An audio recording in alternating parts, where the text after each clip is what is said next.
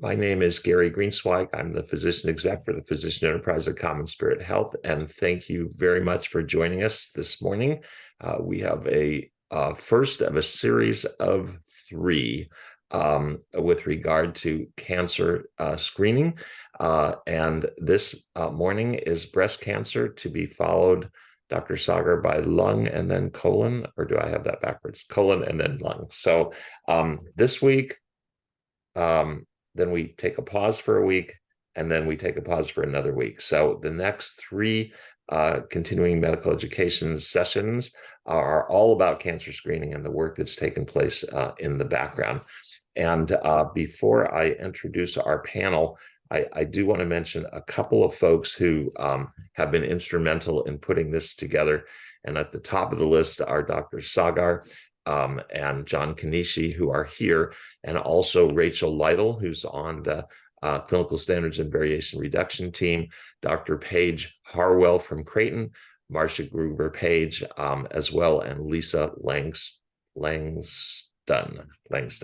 So thank you so much, and I think you'll see that we're in for a treat this morning, and want to welcome our panelists. So first, we have Dr. Jessica Croley, who is a hematologist oncologist specializing in the treatment of breast cancer and high-risk screening. She serves as the medical director of the CHI St. Joseph Network Cancer Programs in Kentucky, and as the clinical leader for the CommonSpirit Health OCI Breast Cancer Council. She is certified by the American Board of Internal Medicine in internal medicine, hematology, and medical oncology. Welcome, Dr. Croley. Next, we have Dr. Jamie Huey, who is fellowship trained who is a fellowship-trained breast radiologist with specialization in breast imaging, ultrasound, and image-guided procedures. She has an interest in quality improvement and resident education. Good morning, welcome. And Dr. Peter Eby, who is well known to us and a return visitor, helped us with our high-risk breast lesion work last year and was very instrumental in that. He is the section head of breast imaging for Virginia Mason Franciscan Health in Seattle, and certified in advance in the advanced Virginia Mason production techniques that prioritize patient value and quality outcomes over quantity. Dr. Eby has published research on breast MRI, mammography, and image-guided breast procedures. He serves on the American Board of the Society of Breast Imaging, the ACR BIRADS Committee, and chairs the ACR Breast Screening and Emerging Technology Committee.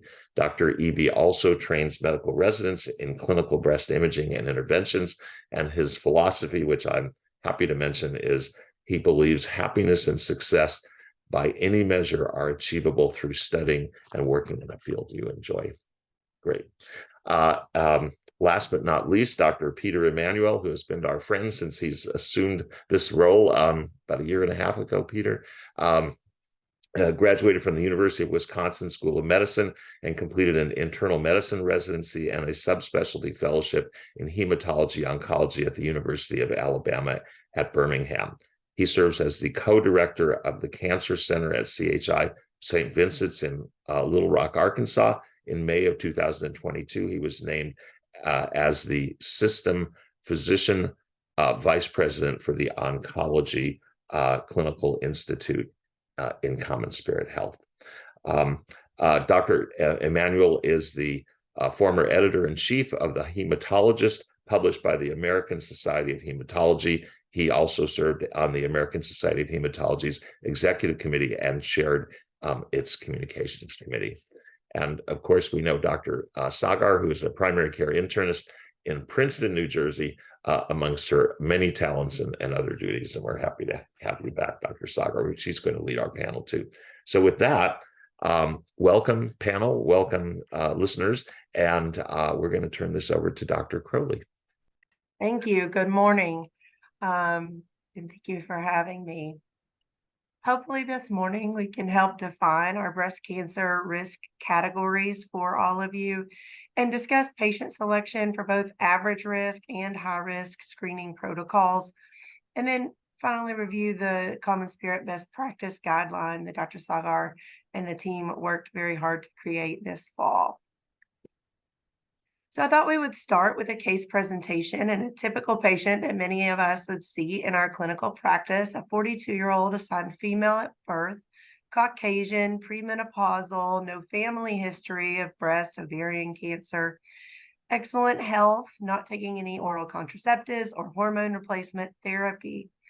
And I thought we would poll the group to decide how we are all currently screening women in this age range. Would we start mammography now and perform mammography yearly, mammography now and every other year, mammography yearly beginning at age 50, mammography every other year beginning at age 50, or would you consider for this patient a high-risk protocol of mammography and MRI yearly? We'll give a few seconds for everyone to respond.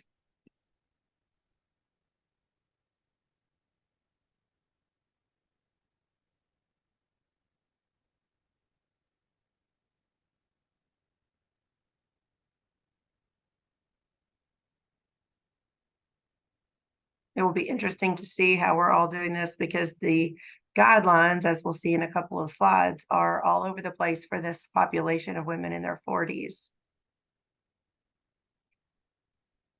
So it looks like most of us are doing yearly mammography in this age range, but a pretty close second are doing every other year in the 40s.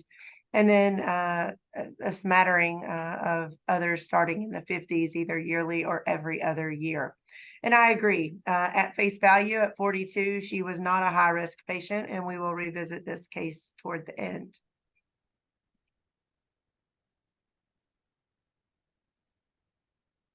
So no mammography discussion would be complete without some breast cancer statistics. As we all know, breast cancer is incredibly common. It is the second leading cause of cancer deaths in the US.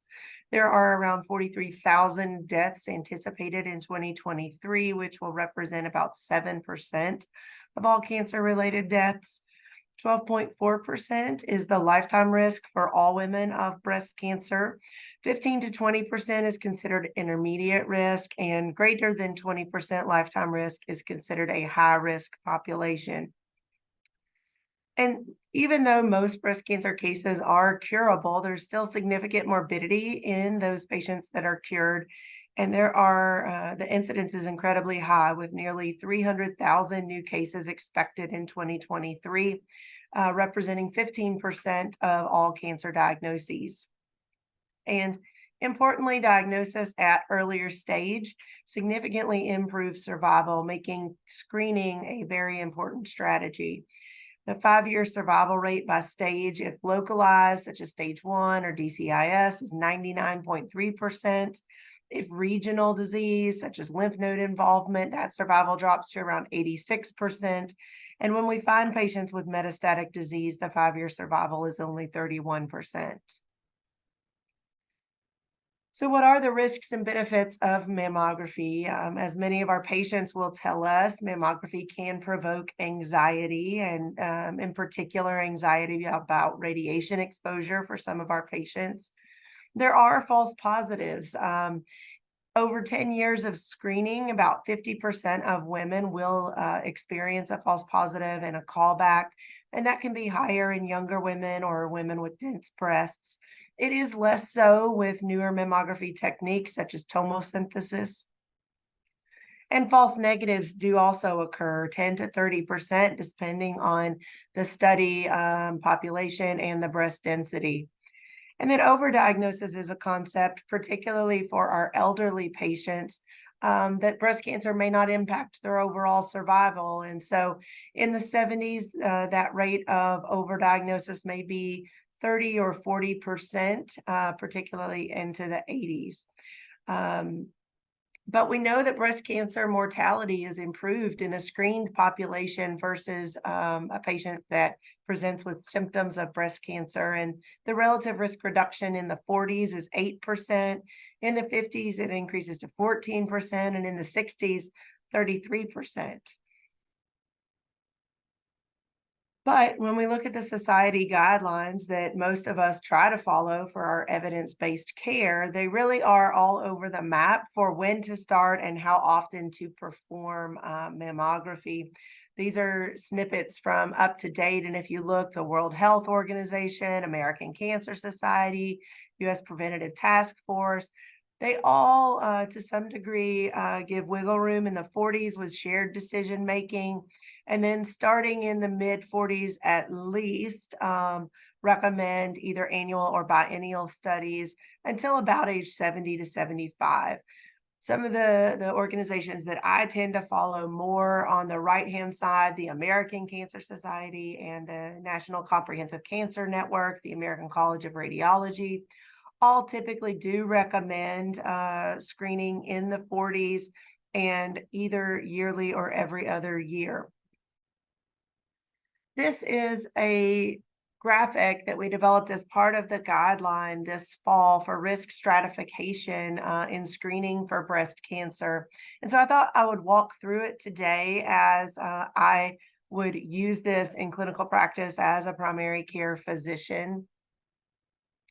And one important point, I think, is that really this screening and awareness should start around age 25 because there are many of our high-risk patients that need to be screened earlier than 40 years of age. So as you're seeing young women in their childbearing years, really around age 25, I would start to do those yearly breast exams, which I think is a great opportunity to talk about breast health and family history or other features that may make patients high risk. So we'll start in the top left corner. And also importantly, the first question is that does the patient have symptoms concerning for breast cancer? This can include lumps, masses, skin dimpling, other skin or nipple changes. And really, if the answer to that is yes, this guideline is not the way to follow that. That patient needs diagnostic breast imaging as opposed to a screening mammogram. We often see patients present for their screening mammogram with a palpable lump. And so I would just encourage you to label the mammography differently, order a diagnostic study to give the radiologist a heads up what the concern is, palpable lump at 2 o'clock or nipple changes or whatever the concern is.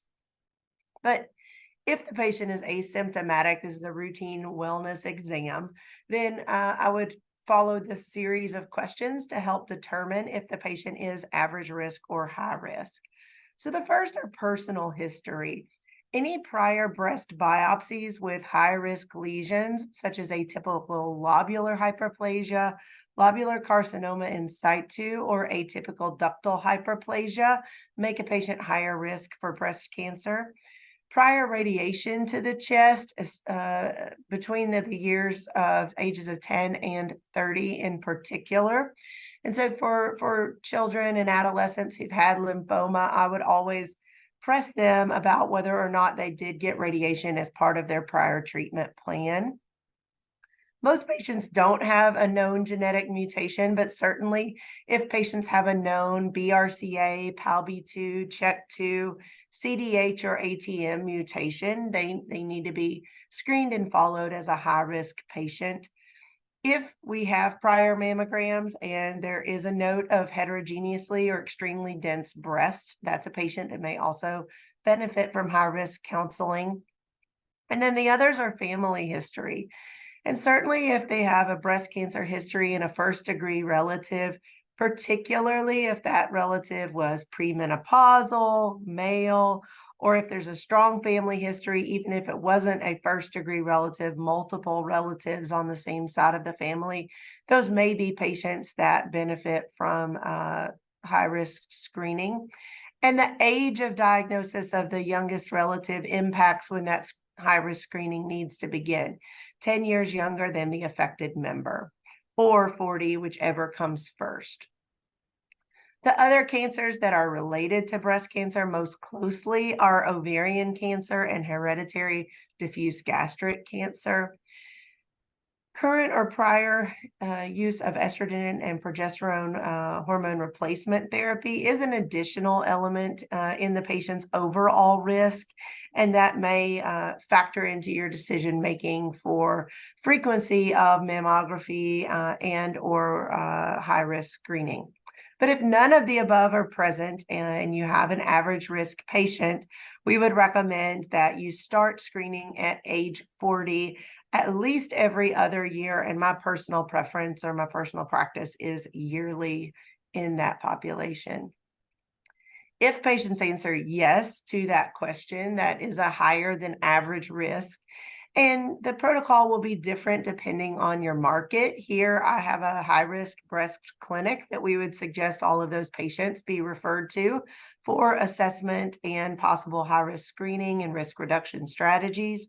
But in some markets, that may be performed by the breast surgeon, a genetic counselor, or a medical oncologist. And then if really you don't have any of those to assess the patient, the Tyrer-Cuzick model is the model that we would use to determine their lifetime breast cancer incidence and whether MRI is indicated. The second piece would be if the Tyrer-Cuzick 5-year risk is over 3%, that they may also benefit from risk reduction strategies, and we'll talk about that in a moment. This is just another larger list for you to review of those high-risk referral indicators. Lower risk features that probably don't generate a referral but factor into a patient's overall breast cancer risk are the age at menarche, age at live birth, first live birth, number of pregnancies, menopausal status, alcohol exposure, weight, physical activity, and exposure to hormone replacement therapy. So again, typically while I'm doing a breast exam, I'm talking about all of those other factors that patients have control of that may refine their breast cancer risk. So I thought I would go through a high-risk assessment just to give you a little more detail of what we would do in that session. Typically, if the reason for the referral is family history of breast cancer, patients will see my genetic counselor and undergo testing as part of their high-risk assessment first. And then risk modeling will be performed based on family history. We use the Tyrer-Cuzick model, which is the preferred model for assigning lifetime risk for high-risk screening. The other name for this model is the IBIS calculator, but a quicker and probably more user-friendly model is the Gale model. And I was going to run through a quick case to show you how simple this model is. This is not for use in patients who have had LCIS and not for patients with known hereditary breast or ovarian cancer mutations, but you simply plug in their age, their race, whether they've had prior breast biopsies, age at menarche, age at first live birth, and whether or not there is a family history. And just for illustration, I will include a family history here. It gives you quickly their 5-year risk of developing breast cancer, but also their lifetime risk of developing breast cancer. And so in 15 seconds, you're able to give the patient some idea of that lifetime risk. And so I would say that for primary care physicians, this is an excellent tool that may help you decide the patient does or doesn't need to be referred for breast cancer high-risk screening. The Tyrer-Cuzick model is much more involved. It goes through positive and negative family history. It's several pages and probably takes 10 or 15 minutes to fill out for a particular patient. It's highly useful for our genetic counselors, but probably not as good for day-to-day use in clinical practice. But there is a link here if you're interested. In that visit, we make a recommendation then for an optimal screening strategy, and then we also discuss risk reduction strategies. Surgical would be prophylactic mastectomy. Sometimes we also discuss prophylactic oophorectomy, particularly for those BRCA positive patients.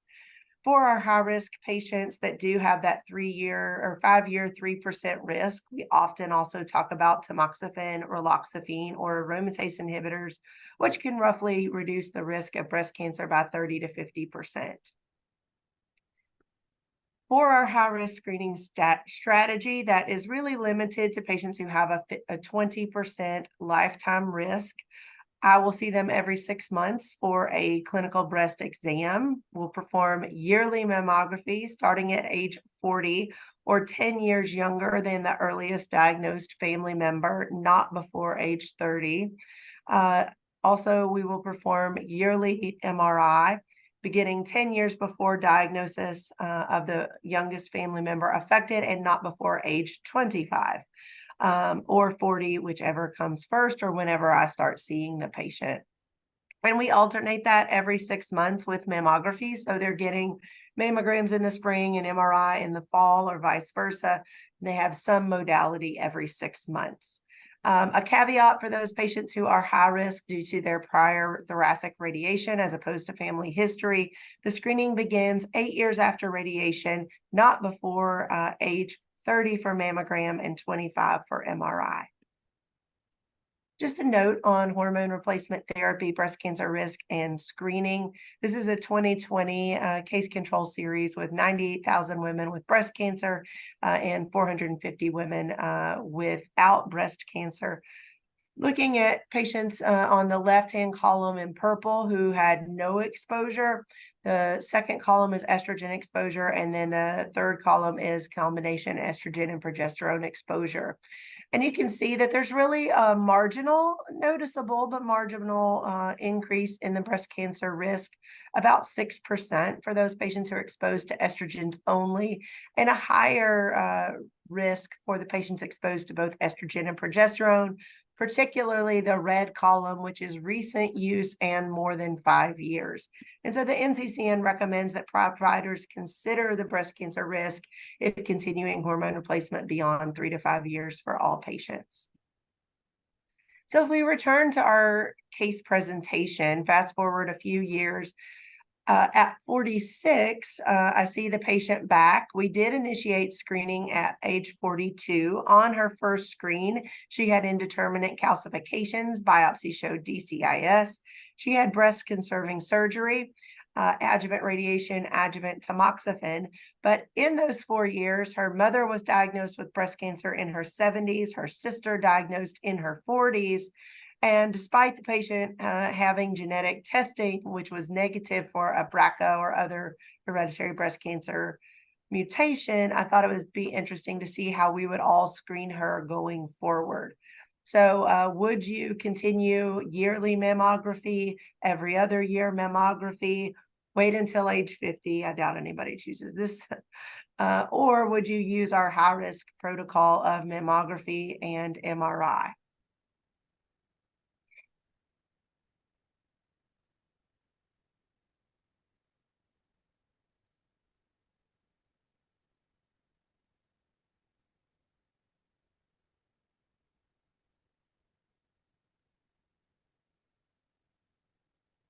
Wow, great.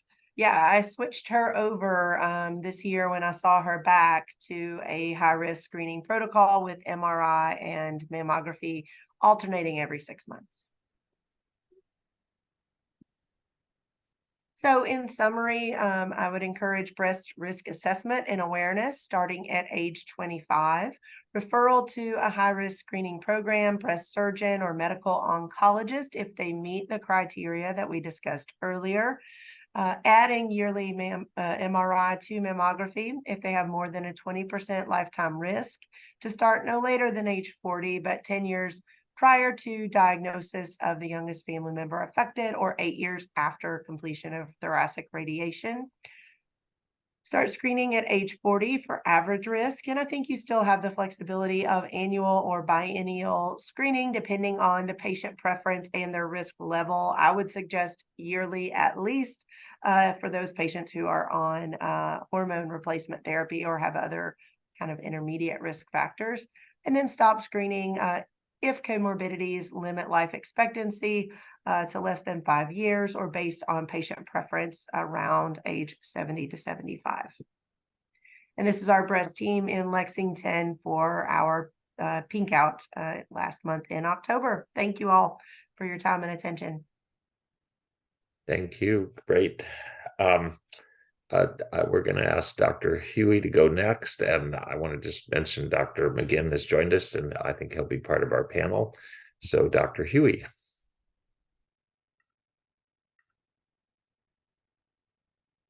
Thank you.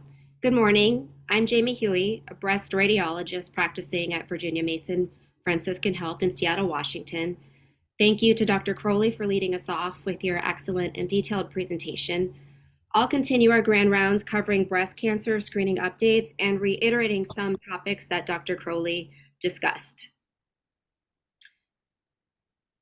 The objectives of this talk are to recognize racial health disparities in breast cancer screening, review revised United States Preventive Services Task Force breast cancer screening guidelines, explain how breast density affects screening, determine when a patient is at higher than average risk for breast cancer, and provide guidance for selecting supplemental screening options.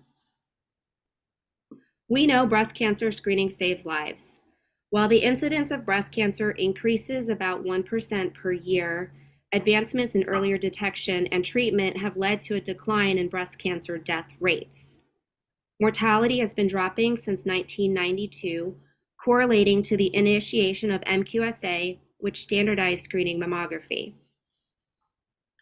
Please note in this graph, the 2020 breast cancer incidence rate is not fit to the trend line due to the impact of COVID.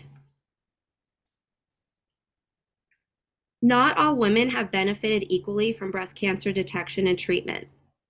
This slide shows the trend in breast cancer mortality by race and ethnicity. Breast cancer death rates were similar in Black women prior to 1980, but diverged following the uptake of screening mammography and have remained divergent. This bar graph illustrates that breast cancer incidence and mortality rates differ by race and ethnicity in the most recent time period. Breast cancer incidence is highest among white women and lowest among Asian, Pacific Islander, and Hispanic women. In contrast, mortality rates are highest among Black women. Specifically, it's 40% higher compared to white women and 150% higher compared to Asian Pacific Islander women. This disparity is due in part to Black women having less access to high quality treatment and care, experiencing treatment delays, being diagnosed at a younger age, being diagnosed with more aggressive disease, and being diagnosed at a later stage. Additionally, BRCA1 and 2 mutations are more common in women of African descent than Western European descent. This disparity has been recognized by the United States Preventive Services Task Force, which released revised draft recommendations for breast cancer screening earlier this year. Two major updates were made. First, all women should get screened for breast cancer starting at age 40. This is especially critical for Black women. The USPSTF is calling on more research to understand the underlying causes and what can be done to eliminate the racial health disparity. Second, the task force now recognizes increased breast density as an independent risk factor for developing breast cancer. Let's define breast density. Breast density reflects the ratio of fatty tissue to glandular tissue. In this diagram, we see an image of the breast containing subcutaneous fat, as well as glandular tissue composed of lobules, ducts, and the supporting stroma. It's important to recognize that breast density is a mammographic appearance and not diagnosed by physical exam. Many factors affect breast density, such as genetics, age, menstrual status, BMI, and parity. And density can vary over time. It's not static. Breast radiologists divide density into 4 categories: almost entirely fat, scattered areas of fibroglandular density, heterogeneously dense, and extremely dense. On a mammogram, fat appears dark and glandular tissue appears white. The whiter the breast, the denser it appears. Category A and B, we consider non-dense. Category C and D, we consider dense. You can see that breast cancer becomes more difficult to detect in dense breasts because tumors also appear white. This is called masking. Studies have confirmed mammographic sensitivity for detecting malignant tumors decreases in dense breasts. This information can be troubling because dense breast tissue is common. Approximately 46% of American women over age 40 have dense breasts. As we already stated, dense breasts can mask tumors. The second way it affects screening is that increased breast density is an independent risk factor for breast cancer development.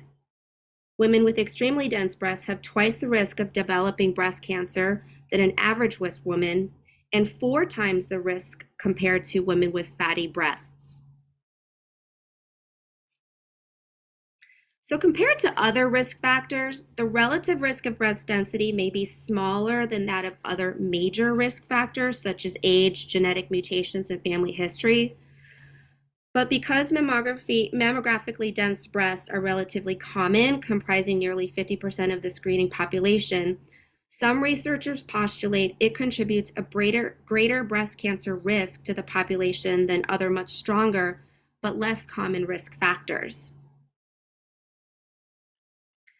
Currently, 38 states and the District of Columbia require some level of breast density notification to patients and their providers. This encompasses 90% of American women screened. However, there's no standard from state to state on what patients are told or how they will be informed. Similarly, there's variation among state insurance coverage for supplemental screening when a patient has dense breasts. Currently, only 21 states and the District of Columbia have enacted insurance laws for either supplemental ultrasound or breast MRI. In a big step forward, the FDA will mandate all patients and their referring providers be informed of the patient's breast density effective September 2024. Below is the required federal standard text that will be inserted into patient letters for women with dense breasts. It reads, breast tissue can be either dense or not dense. Dense tissue makes it harder to find breast cancer on a mammogram and also raises the risk of developing breast cancer. Your breast tissue is dense. In some people with dense tissue, other imaging tests in addition to a mammogram may help find cancers. Talk to your provider about breast density, risks for breast cancer, and your individual situation. The FDA estimates that there will be reduced mortality and reduced breast cancer treatment costs as a result of density notification. But these benefits can only be observed if women and their providers are educated about supplemental screening and have access to supplemental screening. One of the most important things we can do as breast radiologists is to educate patients and providers about breast density, risk assessments, and supplemental screening options. And this is where the CommonSpirit breast cancer screening guidelines becomes vital, as shown on this slide. The flowchart allows providers to determine if a patient is average risk or should be assessed for higher than average risk based on a combination of her personal history and family history data. Dr. Croley walked us through this flowchart in detail. As stated, if the patient does meet criteria for assessment of higher than average risk, she should be referred ideally to a high-risk breast clinic, breast surgeon, or genetic counselor who would perform a formal risk assessment. Some imaging facilities perform a risk assessment and report the score in the patient's screening mammogram report.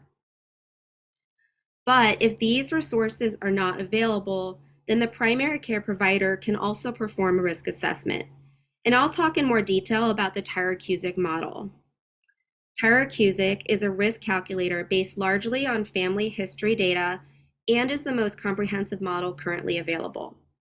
It's free and widely available. Simply typing Tyrer-Cuzick into your internet search browser will bring up multiple websites that offer free access to the calculator. And the calculator predicts a person's probability of carrying a BRCA mutation and developing breast cancer. Ideally, Black women and those of Ashkenazi Jewish descent should have risk assessment by age 25 per the NCCN and American College of Radiology. A Tyrer-Cuzick score of greater than 20% lifetime risk for breast cancer is considered high risk. These women should undergo annual screening mammography and supplemental breast MRI, alternating every 6 months. Please note that women with dense breasts should be assessed for higher than average risk, but having dense breasts alone does not necessarily elevate a patient to the high risk category. Usually she must have additional risk factors that would push her into the high risk category. This is a simplified version of screening recommendations once risk status and breast density is known. As stated in the prior flow chart, an average risk patient should undergo annual or biennial screening mammogram. And as stated in the prior flow chart, a high-risk patient should undergo annual screening mammogram and supplemental annual breast MRI alternating every 6 months. A woman with dense breasts but no other risk factors should undergo annual screening mammogram, preferably with 3D tomosynthesis, and optional whole breast ultrasound or optional breast MRI, keeping in mind that the limitation for supplemental screening of these patients is resource availability and insurance coverage. Here's examples of why supplemental screening can be beneficial in patients with dense breasts or high risk. This is a screening mammogram of a patient with dense breasts. The image shown is a 2D left medial lateral projection. With tomosynthesis, a spiculated mass is easily revealed. The strength of tomosynthesis is that it helps eliminate some masking in patients with heterogeneously dense breasts. This mass turned out to be a grade 3 invasive ductal carcinoma. Supplemental whole breast ultrasound is an optional adjunct to screening mammogram in patients with dense breasts or high-risk women who cannot safely obtain an MRI. The benefit of ultrasound is no radiation and no IV contrast. Its biggest limitation is availability. At Virginia Mason Medical Center, where I practice in Seattle, we're the only facility in the Seattle area that provides automated whole breast ultrasound. This is a screening mammogram of a patient with extremely dense breasts and no other risk factors. Her mammogram was read as negative, no suspicious findings seen. However, whole breast ultrasound revealed a mass in the right inferior breast. Targeted ultrasound confirmed a 2.3 centimeter hypoechoic mass with angular margins. Pathology revealed grade 3 invasive ductal carcinoma. Even looking back at the mammogram, the cancer is occult. The incremental cancer detection rate with supplemental ultrasound for women with dense breasts is an additional 2 to 2.7 cancers per 1,000 women screened. Now let's look at how breast MRI is useful. Here's a screening mammogram of a high-risk patient who also happens to have extremely dense breasts. Her mammogram was read as negative, no suspicious findings seen. However, screening breast MRI revealed bilateral masses. The right breast mass was DCIS, and the left breast mass was invasive ductal carcinoma. The incremental cancer detection rate using MRI for women with dense breasts is an additional 15.5 cancers per 1,000 women screened. This chart summarizes the incremental cancer detection rate beyond 2D mammography for various supplemental screening modalities.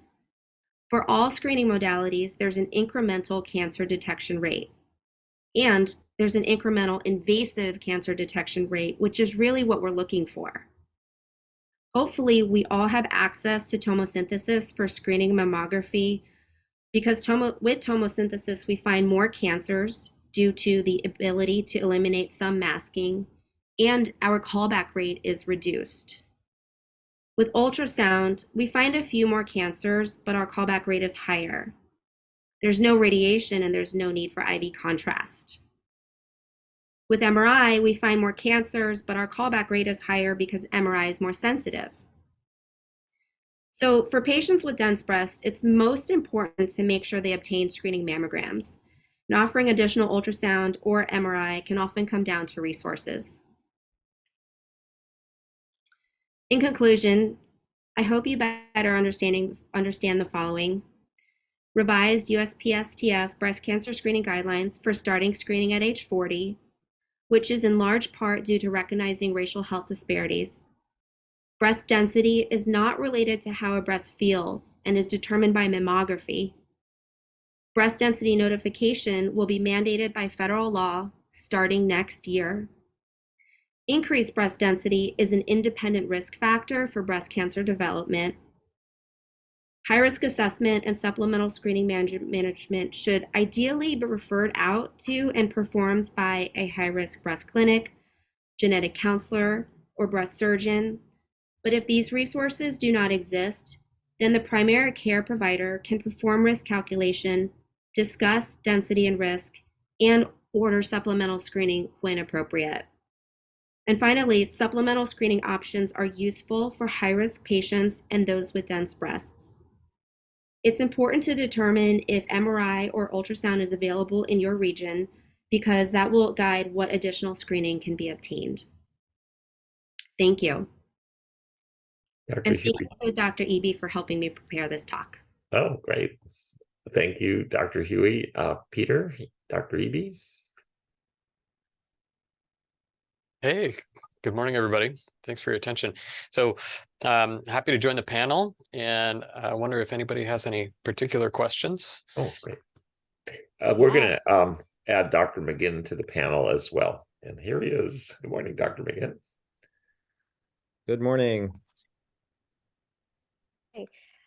So a couple of questions, Dr. Eby. One of the questions, and really thank you so much both Dr. Croley and Dr. Huey, because they've sort of set up a beautiful approach when it comes to primary care, and we're thinking about screening for breast cancer, who's average risk, who is maybe above average risk, and potentially even lower than average risk sometimes. Dr. Eby, one of the questions that comes up in practice a lot is what to do about calcification. So we get these studies, and then on the report it says, oh, there's some calcifications, and then patients will rapidly call my office and say, oh my God, does that mean it's cancer? Oh, I'm really, really glad you asked this question. Okay. So, and you know what? So we can do a little role play here. I'll pretend like I've just met you at the breast clinic, that I've just looked at your mammogram. There's some calcifications and I want to talk to you about them. How's that sound? This is great. I feel like this is my future, right? Very personal, right? So I could have, I'm the radiologist who looked at your mammogram today, and I wanted to talk to you about it because we found some tiny little calcifications. Now, calcifications form in the breast for lots of reasons, and most of those reasons are totally harmless. And when we look at mammograms, Dr. Huey and I, for example, after years and years of training, oftentimes we can tell just by looking at calcifications that they're harmless. And what we're looking at is we look at their shape, we look at their size, we look at the distribution, we look at symmetry, lots of things like this. And like I said, many times we can tell that they're harmless. But the reason why we spend so much time scrutinizing it is because calcifications can be the first sign of cancer. Most commonly, DCIS will present initially as calcifications. So we pay a lot of attention to them. Now, sometimes we can tell just by looking at them that they are going to be malignant, okay? But there are cases in which we just can't tell, no matter how many additional views or how long we look at them, whether or not we're looking at something that's cancer or not. Now, in those cases, what we're going to do is see that patient and recommend to them face-to-face to have a biopsy, okay? We can stratify calcifications even based on the risk. There are some groups that have a very low risk of being cancer, some that have a very much higher risk of being cancer just based on their appearance. Now, hopefully, the patients get that message if they need a biopsy and there is something significant to be done. But it would not be uncommon for radiologists to mention calcifications in a report when they are harmless, And then for patients to pick up on it, we certainly see that patients have access to their records and see these things more frequently now. And so that I can see how that might spur some questions for their providers to try to address it if the radiologist hasn't done it with them face to face. Does that answer the question? It does. So a couple of key things that I heard you say is, one, sort of talk to them about the fact that there's a couple of different ways to look at calcifications: the shape, the size, the distribution. And if certain factors mix in, then that biopsy recommendation will come from radiology. Sometimes you may just need a couple of screening tests until we finally find what that calcification means. But reassurance to the patient that if there is no further imaging requested and there's no biopsy recommended, at this time, the calcification does not show a reason to worry, does not show cancer. Sound Yeah, about right? that's an excellent summary. And the report should specifically say that they're benign or that they're suspicious. Yeah. Okay, great. Mm. I know, Dr. Greensberg, there's a question that came in from the audience members. Would you like to share that one? That question is for Dr. Huey. Just to clarify, the person wasn't sure. Did Dr. Huey say for Black females and dense breast screening should start at age 25? Are we changing the protocol? No. Yeah. So The risk assessment, if you're for Black women or those of Ashkenazi descent, it's especially important to start risk assessment at age 25. Ideally, all women would have their risk assessment at age 25, but we know that's challenging. And performing a risk assessment is really going through the patient's family history, mostly using the online risk calculators, Tyrer-Cuzick, Gale model, and determining whether those patients need to be referred to a high-risk breast clinic or breast surgeon or a genetic counselor. So by no means does she need to start screening, but it's not that she needs to have an assessment. great. You mind if I follow up on with Dr. Huey? Just a quick question. Yeah. I get, my concern typically is overuse. Yeah. And as a primary care doc who often gets a lot of tests in my box in anxious patients, that can have just huge ripple effects in terms of, quality of life. And I guess I'm now listening to you, I'm like, okay, so as you get older, as you have, the breast density, all of these things are now risk factors and difficult to see, and then we're going to get more imaging. Has there been a look at, the false positive rates, the false number of biopsies, that the new strategy kind of, have we quantified that? And maybe I missed that. Because the downside of all of this is that we're going to do more biopsies and we're going to have more anxiety and we're going to do more, more testing. So I'm obviously not against it. I'm just looking at the flip side of it a little bit. I think the most important thing to take away in patients with dense breasts, which is a large portion of our population, is just to emphasize that they especially should get screening mammograms. Various societies initially may have recommended starting at age 40, but now we want to at age 50, but now we want to start earlier, but just to get them in the door to have a screening mammogram. And whether or not supplemental screening ultrasound is performed is very much state dependent, regional dependent. We perform that for some of our patients here, but I would not say the majority of those with dense breasts. Yeah. Okay. So it sounds like that if I was to distill it down, it sounds like, yes, we're recognizing that, density is a risk factor. It is more prevalent. It's not something you can find on physical. Therefore, we really emphasize in those folks that they have screening from age 40 on. Yes. Okay. And there are, Dr. McGinn, some studies with screening MRI in BRCA positive patients that demonstrate cost effectiveness. So diagnosing them earlier, they get less chemotherapy, have lower, better survival rates, lower mortality. So there are studies that have demonstrated the cost effectiveness of MRI in particularly high-risk patients. Right. That you mean that makes sense. If you have BRCA positive and you're high risk, then your rate of false positives drops dramatically. So I was thinking if 40 to 50% of patients over the age of 50 have dense breasts, and we're doing all these extra studies, we're gonna have a lot of false positives, which is, fine. Anyway, I'll stop.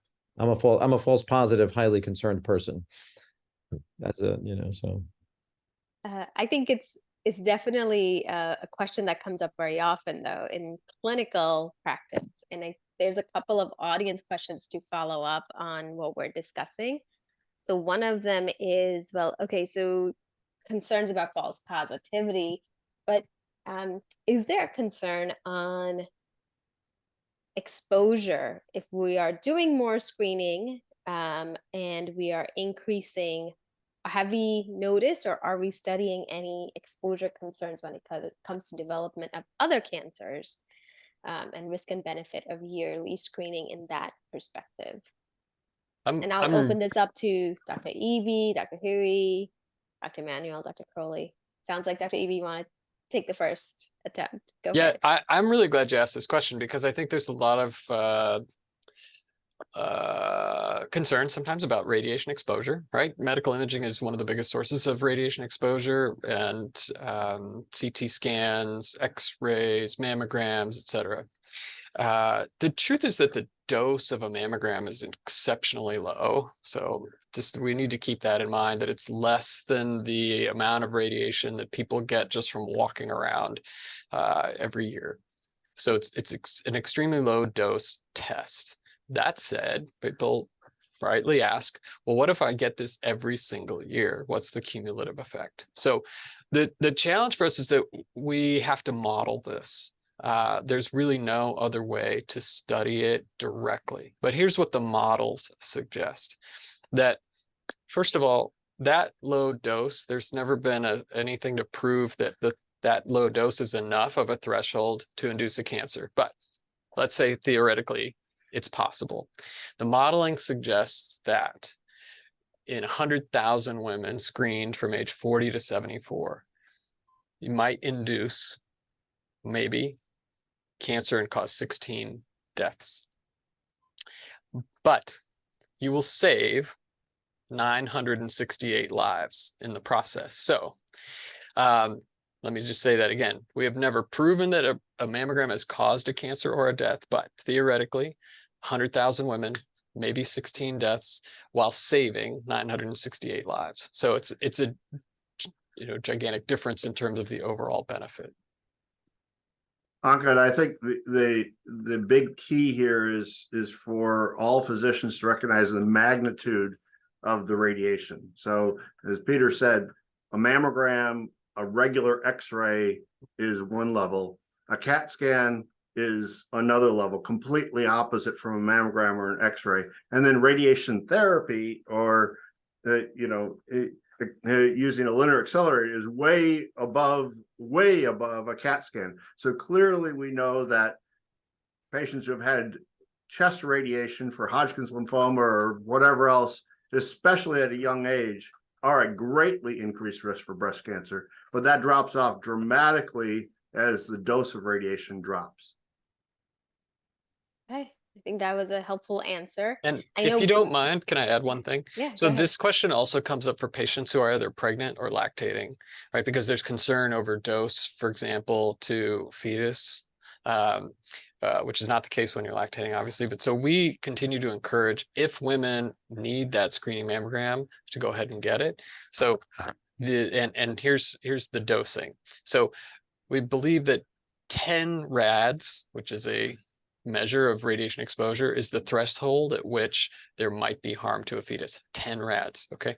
The dose to the uterus is 0.003 rads. So almost zero, essentially, and about 6 orders of magnitude below the threshold to induce any kind of injury.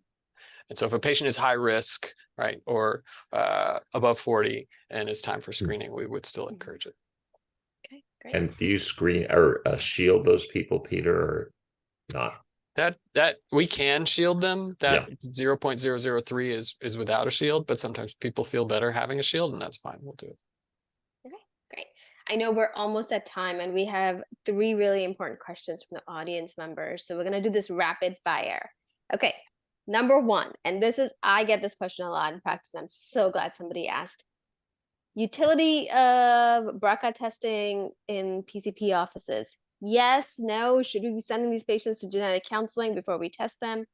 What do I'll you guys try recommend? to answer quickly. I know that my genetic counselors would say, if at all possible, please refer to a genetic counselor, because these tests vary widely and many insurances will only pay for testing once in a patient's lifetime. So if you order the wrong test or a limited panel, such as a BRCA1, BRCA2 only, it may mean that the patient has to pay out of pocket or never undergo the more complete testing that we do now. Typically, we send panel testing. The same patients that are at risk for BRCA are at risk for PALB2, CHEK2, ATM, all the mutations that we talked about. And so the testing that we do is panel testing. So it needs to be a reputable panel, one of the main commercial provider assays. And if you absolutely don't have access, using a panel test is much preferred over a single mutation test, such as BRCA1/2. Great. And I would just add that if the primary care specialist does not feel comfortable discussing the results with the patient, then they need to have access to a genetic counselor. Just testing without interpretation is not good. Okay, awesome. 2 other questions. One is around utility of clinical breast exams. Pairing that up with advanced imaging. Benefit, not needed. What are your recommendations? So again, for our resource-strapped communities, or when you have patients who flat out refuse traditional conventional imaging, there is an Indian study that showed a benefit of clinical breast exam on mortality. So I think that it is still useful. That being said, I would never use it as a replacement for mammography in anyone willing to undergo mammography. But if a patient is not, I think clinical breast exam is still useful. And I find it useful just as a time to talk to the patient about their breast health. Okay, great. And the last one is around breast augmentation. So let's say a patient had breast augmentation performed 20, 15 years ago. How do you risk stratify them? And are there recommendations on, well, it's been so long and those implants either need to be changed or they need to be evaluated differently, or, you're fine, leave them alone? So I would say first that implants do not change risk. Having implants do not raise or lower risk, number 1. Number 2, mammogram screening is still recommended and effective for patients with implants. And number 3, patients with silicate implants, there are FDA recommendations to check the integrity of those implants approximately once every 2 to 5 years with a non-contrast MRI test. That test will not evaluate for breast cancer. It will only evaluate for implant integrity. But if they're failing, then patients can consider removing them. But implants do not change risk. Okay, great. And I think that wraps up our questions, and we are at time, but I'll give the last words to Dr. Greenswag and Dr. McGinn. Tom, last words. I would just say thank you. Great. Really appreciate. No, it's just great to summarize. It's just been some interesting changes, and it always amazes me when I listen how much we have to keep up, and it's constantly dynamic in this space, and really thoughtful presentations. Really appreciate it. Right. There's one follow-up question in the chat that we will answer offline about primary care physicians and BRCA testing. So stay tuned for that. But thanks to our listeners, thanks to our panelists, thanks to the organizers, Dr. Sagar and team, Rachel, John, the whole team.